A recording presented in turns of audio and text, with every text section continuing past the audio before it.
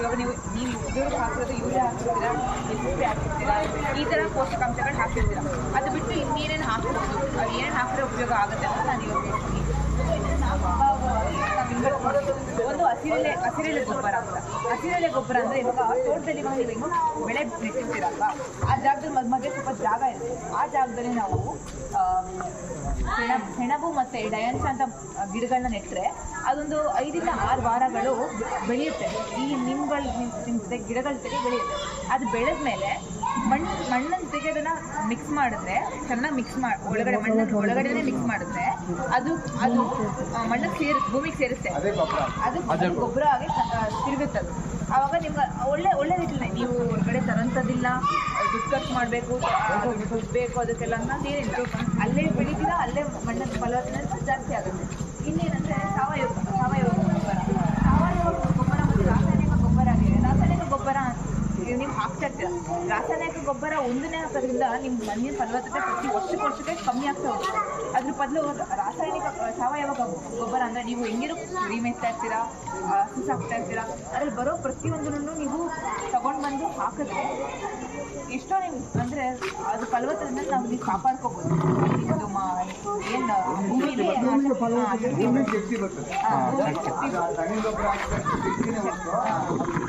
ವರ್ಷಕ್ಕೆ ನಿಮ್ಗೆ ತುಂಬ ಚೆನ್ನಾಗಿರುತ್ತೆ, ಒಳ್ಳೆ ಇಳುವರಿನೂ ಸಿಗುತ್ತೆ ನಿಮ್ಗೆ.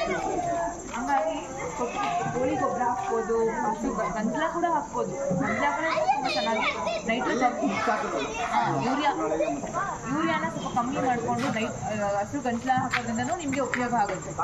ಆ ಥರದಲ್ಲಿ ಮಾಡ್ಬೋದು. ಮತ್ತು ಮನೇಲಿ ಇವಾಗ ಹಸಿ ಕಸ ಸಿಗುತ್ತಲ್ಲ, ಮನೇಲಿ ಸಿಗೋ ಹಸಿ ಕಸನ ಕೂಡ ನೀವು ಎಷ್ಟು ಕೊಳಿಯುತ್ತಲ್ಲ, ಹಸಿ ಕಸ ನೀವು ಸ್ಟೋರ್ ಮಾಡಿ ಅದು ಕೊಳ್ತಂಗೆನೆ ಅಂಕಲ್ ಅದು ಇದ್ದಿದ್ದು ಒಳ್ಳೆ ರಾಸಾಯನಿಕ ಗೊಬ್ಬರ ಆಗಿ ತಿರುಗುತ್ತೆ. ಒಳ್ಳೆ ಗಿಡಗಳಿಗೆ ಒಳ್ಳೆ ಆಚೆ ಎಸಿತೀವಿ ಹೆಂಗಿದ್ರು ಅದು ನಮ್ಮ ಗಿಡಗಳಿಗೆ ಹಾಕೋಣ, ಅದು ಒಳ್ಳೆ ಫಲವತ್ತತೆನ ಕೊಡುತ್ತೆ. ಆಮೇಲೆ ನಾವು ಗಿಡಗಳನ್ನ ಬೆಳಿಬೇಕಾದ್ರೆ ಯಾವ್ಯಾವ ಥರ ಬೆಳಿಬೋದು ಅನ್ನೋದಕ್ಕೆ ಮೊದಲನೇದು ಮಣ್ಣು ಪರೀಕ್ಷೆ ಮಾಡಬೇಕು. ಮಣ್ಣು ಪರೀಕ್ಷೆ ಮಾಡಿದಾಗ ನಮ್ಗೆ ಗೊತ್ತಾಗುತ್ತೆ ಯಾವ್ದು ಮಣ್ಣಲ್ಲಿ ಕಮ್ಮಿ ಇದೆ, ಯಾವ್ದು ಜಾಸ್ತಿ ಇದೆ, ಯಾವುದನ್ನ ಕಮ್ಮಿ ಕೊಡಬೇಕು ಮಣ್ಣಿಗೆ. ಇವಾಗ ಏನೋ ಕಂಟೆಂಟ್ ಇವಾಗ ತುಂಬ ಜಾಸ್ತಿ ಇರುತ್ತೆ, ಅದು ರಾಸಾಯನಿಕ ಗೊಬ್ಬರ ಅದಕ್ಕೆ ಹಾಕಿದ್ರೆ ತುಂಬ ಮಣ್ಣು ಇನ್ನೂ ಹಾಳಾಗುತ್ತೆ. ಬೆಳೆನೂ ಹಾಳಾಗುತ್ತೆ, ಮಣ್ಣು ಹಾಳಾಗುತ್ತೆ. ಅದ್ರ ಬದಲು ನಾವು ಮಣ್ಣಿನ ಪರೀಕ್ಷೆ ಮಾಡಿದಾಗ ಗೊತ್ತಾಗುತ್ತೆ ನಮಗೆ ಏನು ಜಾಸ್ತಿ ಹಾಕಬೇಕು, ಏನು ಕಮ್ಮಿ ಹಾಕಬೇಕು ಅನ್ನೋದು ನಮಗೆಲ್ಲರಿಗೂ ಗೊತ್ತಾಗುತ್ತೆ. ಅದಕ್ಕೆ ಮಣ್ಣಿನ ಪರೀಕ್ಷೆ ಮಾಡಿಸ್ಬೇಕು ಪ್ರತಿ ವರ್ಷ.